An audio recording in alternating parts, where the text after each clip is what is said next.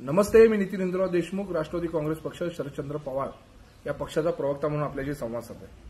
काल देशाचे गृहमंत्री अमित शाह साहेब यांनी भाजपाच्या पदाधिकारी मेळाव्यामध्ये आदरणीय शरदचंद्र पवार साहेब यांच्याबद्दल अनुद्गार काढले आणि त्याबद्दल काही नेत्यांच्या प्रतिक्रिया घेण्यात आल्या माध्यमांकडून।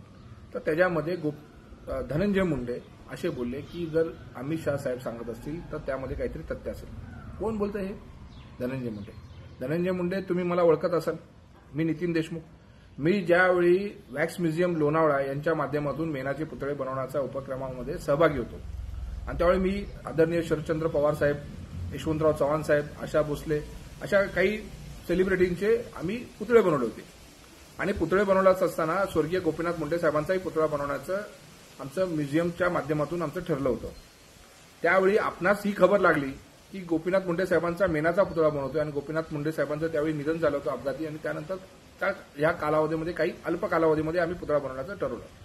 त्यावेळी तुम्ही मला बंगल्यावरती बोलवलं आणि मला दम देऊन सांगितलं, जर गोपीनाथ मुंडे साहेबांचा मेणाचा पुतळा बनवलास तर माझ्याशिवाय वाईट कोण नाही आणि कुठल्याही परिस्थितीमध्ये गोपीनाथ मुंडे साहेबांचा मेणाचा पुतळा बनवला। म्हणजे स्वतःच्या सख्या चुलत्यांबद्दल, सख्या काकांबद्दल धनंजय मुंडेंची ही प्रतिक्रिया महाराष्ट्राला कळली पाहिजे।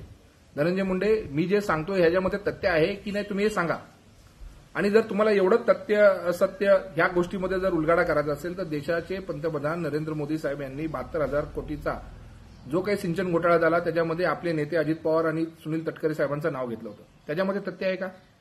म्हणजे धनंजय मुंडे, हे महाराष्ट्राला कळलं पाहिजे, स्वर्गीय गोपीनाथ मुंडे साहेबांचा पुतळा तुम्ही का बनवून दिला नाही? ह्याच्या मागे उद्देश काय होता तुमचा? ह्याच्या मागे उद्देश कदाचित तुम्हाला असा असेल की काकांची प्रतिमा ही आपल्यापेक्षा कित्येक पटीने मोठी आहे, लोकनेते म्हणून आहे। आज तुम्ही जर पंकजा मुंडेंबरोबर ताई, माझी पंकू ताई हे जे काही नौटंकी करताय ना, ही सगळी नौटंकी ही पूर्ण महाराष्ट्राला दिसून येते आणि आम्ही तर त्या गोष्टीचे साक्षीदार आहोत। तुम्ही कशा प्रकारे मला दमबाजी केली होती की गोपीनाथ मुंडे साहेबांचा मेणाचा पुतळा बनला नाही पाहिजे का? तर गोपीनाथ मुंडे साहेबांचा मेणाचा पुतळा बनला तर कुठेतरी आपल्या बीड जिल्ह्यामध्ये, महाराष्ट्रामध्ये गोपीनाथ मुंडे साहेबांच्या बद्दलची जी क्रेज आहे ती अधिक वाढीला नेईल आणि त्यामध्ये धनंजय मुंडे नावाचं एक कुठलं तरी एक छोटंसं पात्र आहे हे झाकलं जाईल।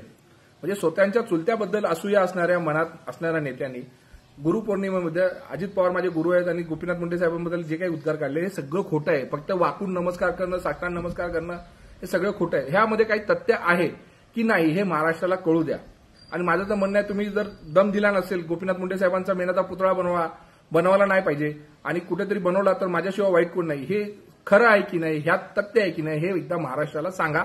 त्यानंतर आपण कुठल्या गोष्टीमध्ये तथ्य असत्य याबद्दल आपण त्याबद्दलचं डिबेट करू। धन्यवाद।